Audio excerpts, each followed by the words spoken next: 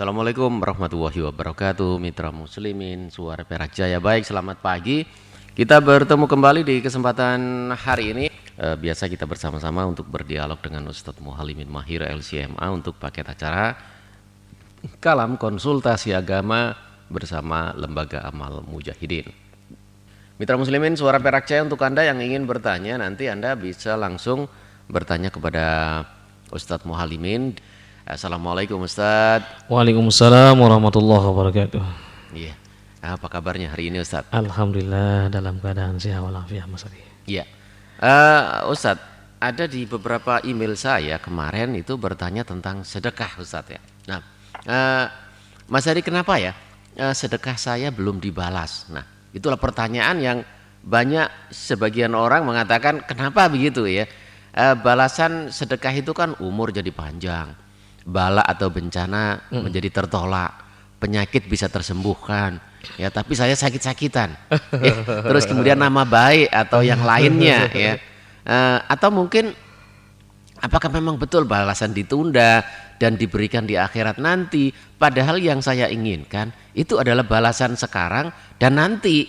Nah, kenapa Ustadz ya dia panggil saya Ustadz ini, kenapa Ustadz sedekah saya belum dibalas gitu? Wah, Ustaz. Ya, kan kadang-kadang kalau kita sedekah kan pengen mendapat sesuatu. Iya, baik. Bismillahirrahmanirrahim. Alhamdulillah wassalatu wassalamu ala Rasulillah wa ala alihi wa sahbihi wa man wala. Ini menarik ya. Jadi Allah Subhanahu wa taala ketika menjanjikan sesuatu kepada hambanya, yang paling pertama kali kita ingat adalah innahu la yukhliful mi'ad. Jadi Allah tidak akan pernah mengingkari janjinya, karena Allah Subhanahu wa taala Rabb kita, Tuhan kita. Dia menciptakan kita. Sehingga di dalam sebuah hadis yang sahih, dan ini hadis kursi, qala Rasulullah sallallahu alaihi wasallam, qala Allah taala, ya hadis kursi, Rasulullah sallallahu alaihi wasallam bersabda, Allah Subhanahu wa taala berfirman, ana inda dhanni bi abdi. Saya ini adalah menurut prasangka hamba-hambaku. Jadi kalau dia berprasangka baik terhadapku, insya Allah itu yang akan dia jumpai gitu ya. Jadi apapun yang ditetapkan oleh Allah Subhanahu wa taala kepada hamba-hambanya, hambanya ini haruslah betul-betul menerima dengan lapang, tau'an wa karahan, baik dia suka ataupun tidak suka. Ini harus yang pertama kali. Nah, kemudian nanti baru kita melihat, setelah kita berusaha, setelah kita menjalankan, manusia mungkin wajar bertanya, kenapa ya doa saya ini, kenapa ini? Kan Nabi dalam sebuah hadis mengatakan, ma min muslimin yad'ullah subhanahu wa ta'ala wa laysa fihi al-ism wa qati'atur rahim illa a'tahu Allah subhanahu wa ta'ala ihda thalasin. Tidak ada seorang muslim yang ketika berdoa kepada Allah Subhanahu wa taala, yang mana di dalam perjalanan hidupnya ini adalah tidak selalu melakukan perbuatan dosa ya, tidak melanggar perintah Allah, kemudian tidak memutuskan silaturahim, maka dia akan diberikan salah satu di antara janji-janji Allah Subhanahu wa taala. Yang pertama adalah imma an yu'ajjila lahu fid dunya. Yang pertama, Allah akan segerakan kabulkan doanya di dunia ini. Apa yang dia minta akan Allah berikan. Kemudian yang kedua, atau imma an yusrifa anhu as-su'. Yang kedua ini permintaannya itu adalah tidak dipenuhi sama Allah, tapi Allah ingin membersihkan dulu jiwanya ini dari dosa-dosa, dibersihkan dulu, disucikan dulu dia. Nah, atau yang ketiga, dia tidak diberikan di dunia ini, akan tetapi disimpan oleh Allah untuk di akhirat nanti. Jadi kehidupannya di dunia ini adalah tetap sebagai ujian bagi dia, ujian kesabaran. Sabar nggak orang ini? Aku akan berikan nanti di akhirat. Jadi Allah Subhanahu wa Ta'ala nanti akan perlihatkan ini loh permintaan-permintaan kamu di dunia nggak saya kabulkan karena hikmahnya ini, hikmahnya ini. Jadi seseorang akan mengetahui hikmah atau manfaatnya itu kan setelah sekian tahun ya misalnya. Ya kita contohkan misalnya ada seorang yang mengeluh ketika itu, ya Allah dulu saya minta sama Allah supaya diberikan kekayaan. Dia sudah melakukan sedekah, sudah melakukan ini, ternyata Allah nggak berikan. Sekarang saya baru tahu hikmahnya. Apa hikmahnya? Ketika terjadi sebuah kebakaran,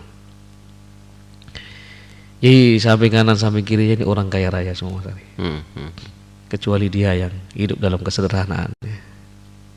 Masya Allah, untung saya Mas Ari. Untung saya Ustaz. Untung saya ini tidak memiliki kekayaan di rumah saya. Kalau enggak, saya sudah stres seperti mereka itu. Hartanya ludes, dilalap api semuanya. Nah itu kan seorang baru menyadari, oh ya Allah ini hikmahnya, mungkin saya minta sama Allah nggak diberikan harta. Ini mungkin hikmahnya. Bagaimana kalau saya punya kayak dia itu, nggak stres saya seperti dia. Belum tentu juga saya mungkin bisa menerima musibah yang Allah Subhanahu wa Ta'ala timpakan kepada saya. Seperti orang yang saya lihat itu stres, tidak bisa bangun. Kenapa? Harta yang sudah dikumpulkan bertahun-tahun itu habis begitu saja dalam sekejap. Alhamdulillah dia makan. Alhamdulillah saya masih Allah saya. Nah ini orang akan mengetahui hikmahnya di situ. Jadi ketika seseorang misalnya ketika meminta kepada Allah Subhanahu wa Ta'ala, mungkin Allah masih mempending ya. Itu kan dalam rangka yang pertama ya harus dipahami bahwa ini harus diambil hikmahnya. Mungkin ujian dari Allah. Mungkin saya ini belum siap untuk menerima hikmah. Nikmat. Yang kedua mungkin saya belum berhak. Mungkin Allah ingin mensucikan jiwa saya. Mungkin karena saya masih mungkin punya rasa nafsunya itu lebih tinggi gitu ya. Artinya di sini orientasi dunia itu lebih tinggi. Mungkin itu. Jadi kita ambil hikmahnya lah.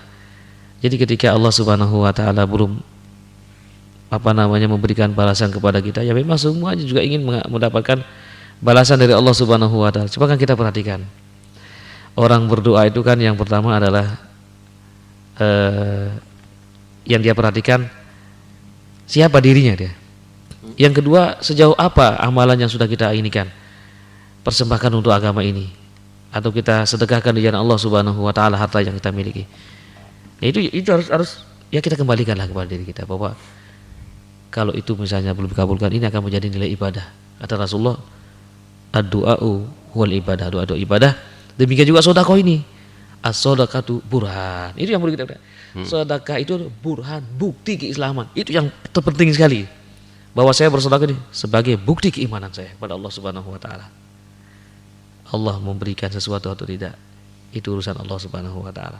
Tetapi kita yakin Allah pasti akan memperhatikan saya. Sudah itu saja. Jadi insya Allah kita tidak akan pernah mengeluh dia.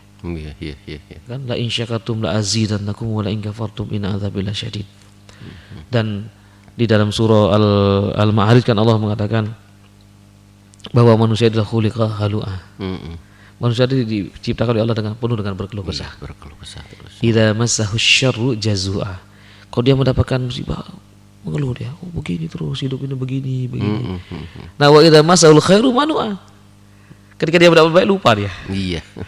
Lupa sudah. Makanya kata Rasulullah, yang saya khawatirkan dari umat ini adalah bukan umat ini menjadi fakir, tetapi justru yang saya khawatirkan kalau umat ini menjadi kaya raya. Nah, lupa semua. Lupa sholat, lupa sedekah, lupa apa. Kan kita sudah melihat sendiri kan bagaimana kehidupan di dunia ini kan seperti itu Mas Ari. Iya. Bagaimana yang dulu katanya Qarun itu, yang jadi kaumnya Nabi Musa ini akan mendapatkan tambah ibadahnya sih. Ternyata hartalah yang mengalahkannya. Baik. Ada yang bertanya Ustaz ya? Assalamualaikum. Waalaikumsalam. Ya, dari siapa Bapak? Dari Pak Suryadi. Assalamualaikum Ustaz. Waalaikumsalam warahmatullahi wabarakatuh. Ini mau tanya, apakah boleh mendahulukan kurban sedangkan seseorang itu belum diakikoi pada waktu kecil? Apakah hukumnya itu bagaimana? Apakah akikah dulu baru kurban? Gitu aja Pak Ustaz. Assalamualaikum. Waalaikumsalam warahmatullahi wabarakatuh. Yang perlu diperhatikan adalah definisi akikoh itu adalah syatun tuzbahu yauma sabihi yauma sabi' min wiladatihi. Akikoh itu adalah kambing yang disembelih pada hari ketujuh kelahiran. Itu yang perlu dipahami betul di dalam hadis, sebagaimana disebutkan bahwa Nabi SAW mengakikohi Hasan dan Husain pada hari ketujuh dari kelahirannya, dan hadis ini merupakan khobar.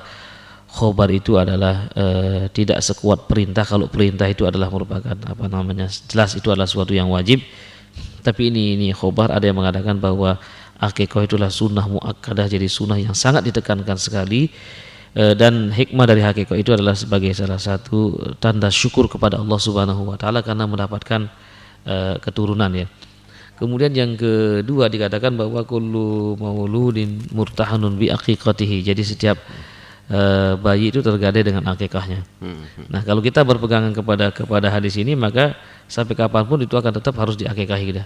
Tapi ternyata dalam kehidupan dalam kehidupan Rasulullah SAW dan para sahabatnya juga dulu mereka juga tidak diakikahi ya. Artinya Rasulullah tidak memerintahkan kepada mereka yang sudah tua, yang sudah remaja, kamu udah akikah apa belum nih? Iya. Itu nggak ada pertanyaan seperti itu. Jadi dan tidak ada disuruh akikah dulu dia.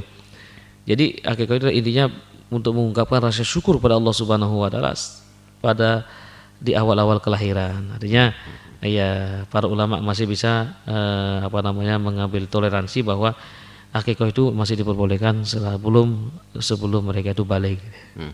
Nah, Ustaz, ada beberapa orang yang kemarin berbincang sama kita bahwa akikah itu adalah kewajiban. Kalau memang itu sebuah kewajiban, kalau itu memang sebuah kesunahan, adalah kesunahan orang tua, bukan kesunahan anak. Bukan kesunahan anak, itu adalah dari orang tua ya. Kalau misalnya kok sekarang saya sudah punya, saya ya berkorban saja. Berkorban saja. Iya, berkorban. Jadi saya korbankan untuk anak saya misalnya. Dan perlu dipahami juga bahwa kadang-kadang jemaah kan, waduh ini gimana, saya baru bisa berkorban satu kambing, ini keluarga saya banyak. Kata Rasulullah SAW, syatun lil usrah. Satu kambing itu untuk satu keluarga. Oh begitu bisa ya Ustaz ya? Lebih bisa, ini kan kadang-kadang orang maji begitu ya? Iya, ini kan orang memahami sekarang harus satu kambing itu satu orang. Kalau mampu ya tapadol silakan. Oh iya. 7 kambing satu orang enggak apa-apa Mas Adi. Kalau mampu 100 kambing satu orang enggak apa-apa. Saya berkorban 100 kambing enggak apa-apa. Jadi kalau enggak mampu ya satu kambing untuk satu keluarga cukup. Ya. Nanti tahun depan berkorban lagi gitu. Baik. Kita ambil lagi. Assalamualaikum. Oke. Mau tanya Ustaz. Apa dol? Ada orang sholat duha sampai 8 rakaat, tapi Ustaz bilang 2 rakaat. Itu yang betul yang mana Ustaz? Terima kasih. Assalamualaikum. Waalaikumsalam warahmatullahi wabarakatuh. Ya, salat duha Mas Arya. Salat duha ini sekurang-kurangnya adalah 2 rakaat. Kalau ada yang 4 rakaat, itu ada yang 8 rakaat, ada 12 rakaat. Jadi bisa dilakukan dengan 2 rakaat salam, 2 rakaat salamnya sampai 8 rakaat ya. Jadi 2 itu batas minimalnya Ustadz ya. Iya, jadi kalau nanti 2 rakaat salam, kemudian 2 rakaat salam, 2 rakaat salam, 2 rakaat salam, jadi 4 kali salam. Baik. Iya. Baik Ustadz, kita kembali ke sedekah. Dari kita coba untuk dari email yang masuk ke email saya mengatakan demikian. Ustadz, saya mulai belajar bersedekah, tapi rasanya setelah saya bersedekah, masalah demi masalah kian terasa berat. Ya, mohon sarannya ya, agar hati saya tidak patah, karena sekarang hampir patah semangat dengan persoalan yang kian tidak berujung sepertinya begitu. Nah, ini apakah memang orang yang belajar bersedekah itu akan terasa seperti ini Ustaz? Iya, di dalam surah Al-Ankabut kan sudah jelas Allah Subhanahu wa taala di situ menyatakan bahwa ahasiban nas an yutraku an yaqulu amanna wa hum la yuftanun. Apakah manusia itu menyangka bahwa ketika dia sudah mengatakan saya beriman, mereka tidak akan diuji? Nah, iya Ustaz. Diuji mereka. Sabar enggak dia? Nabi Ayub dekat dengan Allah, sakit. Iya, Ustaz. sampai ditinggalkan sama istrinya. Sampai ditinggalkan sama istrinya semuanya. Sakitnya mengerikan lagi. Iya. Seluruh badannya korengan. Nah, Nah ini kurang apa gitu ya? iya, iya. Jadi seorang nabi, tapi apa namanya beliau sabar luar biasa dia. Ya Nabi kita Nabi Muhammad lah. Kenapa kok Allah nggak nolong saja dia kan nabi? Iya. Kenapa harus nggak nabi sakti aja gitu ya? Iya.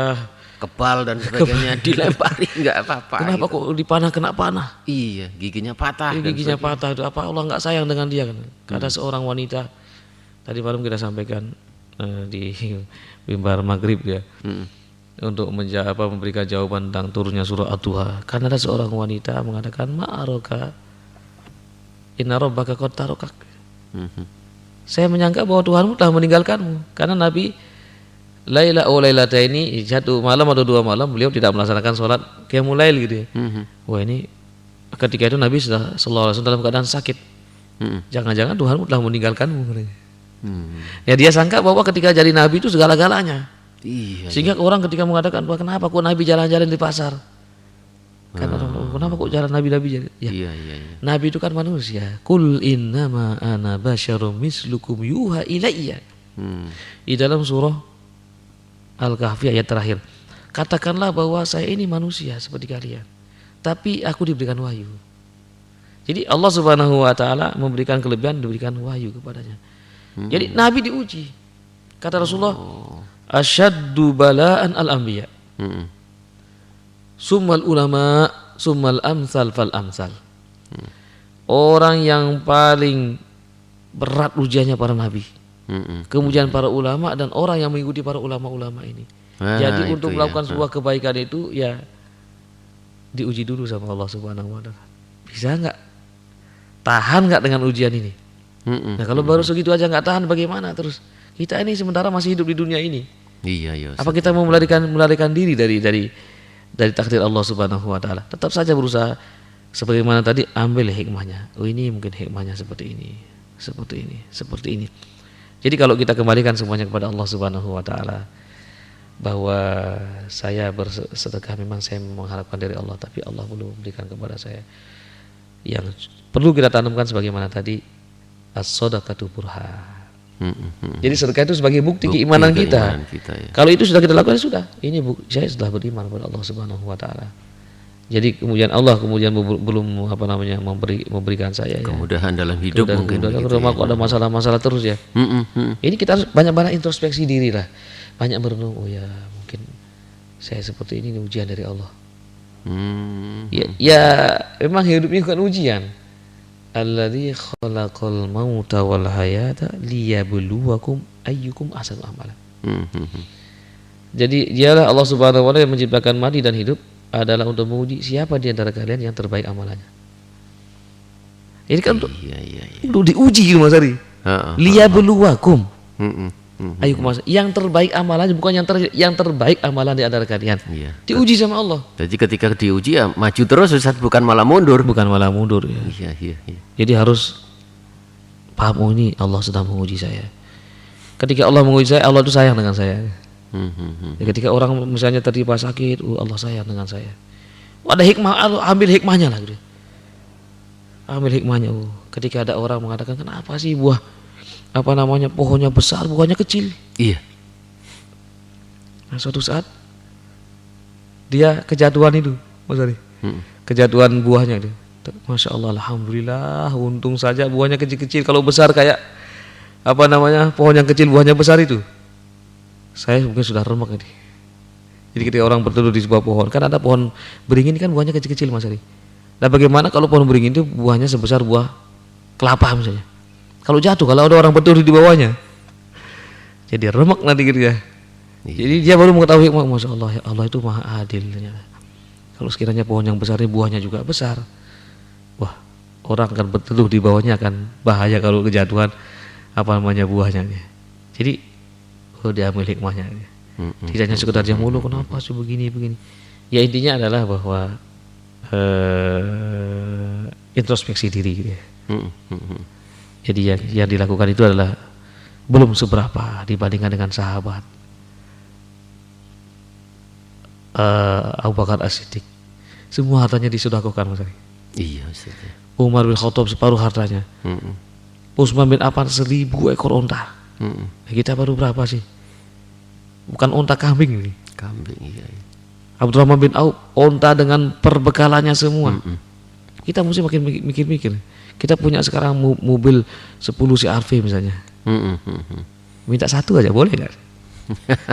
Mikir 1000 kali Ustaz. Mikir jangan yang lain aja. Mungkin orang lain aja paling gitu. Iya. Ya mungkin dikasih. Itu onta kan dulu zaman dulu kan Masya Allah. Nilainya seperti Mercy. Waduh. Apalagi dengan perbekalannya sekali. Apakah mereka pernah mengeluh? Iya. Saya sudah bersedekah sekian ratus ekor onta. Kenapa kok saya ada masalah-masalah terus? Nah, tidak ada jamaah sahabat seperti itu Mas Ari. Pada saat dia sakit, kenapa masih saya sakit? Padahal saya bersedekah begitu. Sa'ad bin Abi Waqqas yang itu juga kaya raya. Ketika dia sakit juga tidak mengeluh. Jadi termasuk juga Amirul Mukminin Umar bin Khattab ketika sakit didatangi oleh dokter. Kan di Baitul Mal kan ada asal ada madu. Kenapa kau nggak minum madu? Apa kata Umar bin Khattab? Saya harus izin dulu kepada rakyat saya. Kalau saya diizinkan, saya minum. Kalau enggak, orang yang ada di sana di apa namanya di Yaman sana, kalau itu berhak mengambil madu yang di sini. Kalau saya diizinkan, saya mau. Nah ini Umar bin Khattab itu kurang apa? Pemimpin umat. Ini amanah sekali Ustaz kali. Luar biasa gitu ya. Jadi dia juga sakit. Nah ini ya apalah artinya kita gitu ya. Iya. Kita baru beramal sekian, kemudian kita merasa sudah beramal banyak. Jadi yang perlu diperhatikan bahwa sungguh sangat jauh sekali. Sebagaimana disebutkan dalam surah Al-Hadid misalnya. Wa ma lakum la tunfiqu fi sabilillahi walillahi mirasus samawati wal ard. La yastawi man anfaqa min qablil fathi wa qatal. Tidak sama orang yang berinfak sebelum Fathu Makkah dan berjihad. Ulaika a'zamu darajatan indallah. Mereka itu memiliki ganjaran yang besar di sisi Allah Subhanahu wa taala. Walladzina anfaqu min ba'du wa qatalu. Jadi dibandingkan dengan orang yang berinfak setelah Fathu Makkah dan mereka berjihad. Wa kullan wa'adallahu husna. Semuanya dapat kebaikan kata Allah. Tapi nilainya si Allah beda, tapi kebaikan semua dapat. Tapi nilainya ini lebih tinggi nilainya. Orang yang berinfak sebelum Fathu Makkah dan berjihad itu lebih tinggi nilainya di hadapan Allah dibandingkan dengan orang yang berinfak sekalipun dia banyak. Iya. Setelah Fathu Makkah, tapi Allah mengatakan wa kullan wa'adallahu husna. Semuanya mendapatkan kebaikan dari Allah Subhanahu wa taala ya. Jadi kita kembalikanlah kepada sirah dulu, orang-orang tuh seperti itu dulu. Loh saya apa sekarang? Iya. Sehingga kita ini, saya belum apa-apa. Belum apa-apa saya ini. Jadi itu yang perlu ditanamkan kepada diri kita supaya kita ini nggak patah semangat gitu ya. Kita harus sebagai orang beriman harus tafaul, optimis Mas Ari. Lihat, ya ternyata Masya Allah saya rajin berinfak, anak saya berhasil. Nah, iya. Saudara-saudara saya berhasil. Mungkin saja ini salah satu jadi manfaatnya. Itu, ya. Kita harus ya banyak-banyaklah mengintrospeksi diri gitu ya. Jangan mengedepankan egoisme gitu ya. Tapi mungkin dulu Mas Ari. Baik mitra muslimin, suara Perak Jaya untuk Anda yang ingin bertanya kepada Ustadz Muhalimin Mahir Al-CMA di kesempatan kali ini di paket acara Kalam Konsultasi Agama bersama Lembaga Amal Mujahidin. Ustadz juga yang berkirim email kepada saya juga mengatakan bahwa seseorang telah bertanya kepada Nabi, ya Rasulullah, sedekah bagaimanakah yang paling besar pahalanya? Saudara, Rasulullah mengatakan bersedekah pada waktu sehat, takut miskin dan pingin kaya. Nah itu. Tapi nanti pertanyaan Ustadz ini kita ambil dulu dari yang kontak. Assalamualaikum. Assalamualaikum. Ya, dari siapa Pak? Saya Pak Kana dari Pasuruan, Pak.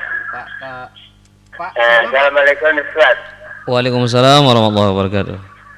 Ini mintanya tentang doa sujud sahwiyah, sujud tilawat dan sujud syukur itu apa boleh membaca subhanallah wa bihamdihi 3 kali Ustaz.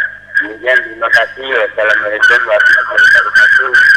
Waalaikumsalam warahmatullahi wabarakatuh. Iya. Doa sujud sahwi, tilawah dan sujud syukur, Ustaz. Iya, sujud sahwi ini adalah dilakukan apabila kita lupa melaksanakan salah satu dari amalan-amalan sholat itu ya.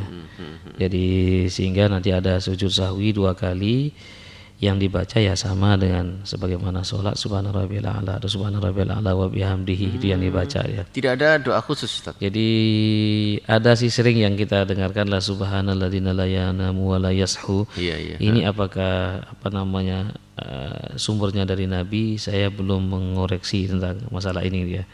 Jadi yang saya ketahui ya baca subhana rabbiyal a'la itu. Kemudian kalau sujud tilawah, jadi ketika sampai kepada ayat-ayat sajadah kita dianjurkan untuk sujud tilawah. Doanya adalah sajada wajhiya lilladzi wasaqqa sam'ahu wa basaruhu bihaulihi wa quwwatihi. Sampai di situ ada juga yang menambah fatabarakallahu ahsanul khaliqin. Jadi ini doa pada saat kita mendengarkan ayat-ayat sajadah. Sedangkan kalau ya sujud syukur juga tidak ada tidak ada keterangannya membaca apa gitu ya. Itu enggak ada ya. Sujud syukur ya sujud aja, sujud kemudian ya sudah selesai. Kan tidak ada keterangannya baca ini baca itu, enggak ada keterangannya. Ya. Iya itu ya untuk Bapak yang ada di Pasuruan ya. Yang ada beda tadi sujud tilawah saja, Ustaz ya. Iya. Itu. Dan Ustaz tadi yang saya katakan bahwa seorang telah bertanya kepada Nabi, Rasulullah sedekah bagaimana yang paling besar pahalanya? Rasulullah bersabda, bersedekah pada waktu sehat, takut miskin, dan sedang berangan-angan menjadi orang kaya, begitu ya. Nah, bisakah sedekah semacam ini banyak dilakukan oleh kita semua, Ustaz ya? Bagaimana triknya katanya? Iya, bersedekah yang terbaik memang disebutkan dalam hadis adalah kita dalam keadaan kaya, dalam keadaan sehat, Mas. Dan takut miskin? Iya, jadi kaya. jadi kan kalau orang yang bersedekah kadang-kadang sekarang kan orang yang pas-pasan, Mas. Iya. Tapi ketika sudah ada di kaya, mikir-mikir dulu, Mas. Nah, ketika itulah yang terbaik bagi kita. Oh, saya sekarang sudah kaya. Inilah kesempatan saya untuk menermakan harta saya di jalan Allah Subhanahu wa taala. Sesuai mereka seperti itu sebagaimana Abdurrahman bin Auf, bagaimana Utsman bin Affan, mereka bersedekah ketika dalam keadaan mereka kaya raya gitu ya. Itu ketika kaya raya itu mereka manfaatkan betul harta mereka. Jadi sehingga tendensi daripada sedekah itu enggak ada sama sekali kecuali hanya mendapatkan itu Allah Subhanahu wa taala gitu ya. Jadi tidak kan orang saya mau sedekah aja biar ini. Iya, biar nanti 100 dari 1 dilepatkan 100 jadi sekian itu ya. 700 begitu ya. Iya, karena itu sedekah yang paling baik ya itu pada saat kita tidak mengharapkan apa kecuali hanya pahala dari Allah Subhanahu wa taala gitu ya. Jadi yang terbaik. Jadi kalau sedekah dalam keadaan orang pas-pasan mungkin biasa. Tapi yang luar biasa kalau orang sedang dalam keadaan kepepet, sulit dia bersedekah dan dalam keadaan kaya raya. Dalam keadaan kaya raya kan kadang-kadang orang memikir, waduh ini jangan-jangan nanti harta saya berkurang ya. Iya. Atau punya pikiran macam-macam lah. Karena itu Nabi mengatakan bahwa orang yang paling terbaik sedekahnya pada saat dia dalam keadaan sehat walafiat dan dia punya memang. Itu dia supaya dia betul-betul dimanfaatkan hartanya oleh orang lain. Ya itu maksudnya seperti itu. Jadi itu lebih afdol daripada ketika dia bersedekah sudah dalam keadaan tua, sudah nggak mampu lagi dia. Ya, iya. Oh, kalau sudah tua, sudah nggak mampu lagi, katakan, wah untuk bisa jadikan apa-apa gini sudah nggak mungkin saya bisa menikmatinya, akhirnya disedekahkan. Itu nilainya bernilai juga Ustaz ya, tapi sedikit ya beda dengan sebagaimana yang tadi hadis Nabi dan juga sebagaimana firman Allah tadi. Iya. Baik. Ya, jadi waktunya sudah habis ini. Insya Allah kita akan lanjutkan nanti pada pertemuan berikutnya. Jadi semoga ya yang berbincang-bincang kita sedikit tadi dapat kita ambil hikmah dan manfaatnya. Jadi sehingga ketika kita beribadah, yang penting kita perhatikan adalah kualitas ibadah kita. Jangan sampai kita ini mengharap sesuatu sementara kita belum seberapa melakukan amalan-amalan itu. Yakinlah bahwa Allah Subhanahu wa taala pasti akan memberikan ganjaran kepada kita, baik segera diberikan di dunia ini maupun nanti di akhirat kelak. Mungkin ini Semoga Allah Subhanahu wa taala senantiasa membimbing kita ke jalan yang benar dan senantiasa memberikan semangat kepada kita untuk senantiasa berfastabiqul khairat. Aqulu qouli hadza wa astaghfirullah li wa lakum wa asykurukum ala husni timamikum. Subhanakallahumma wa bihamdika asyhadu an la ilaha illa anta astaghfiruka wa atubu ilaik. Wa sallallahu ala nabiyyina Muhammadin wa ala alihi washabihi ajmain. Assalamualaikum warahmatullahi wabarakatuh. Waalaikumsalam warahmatullahi wabarakatuh.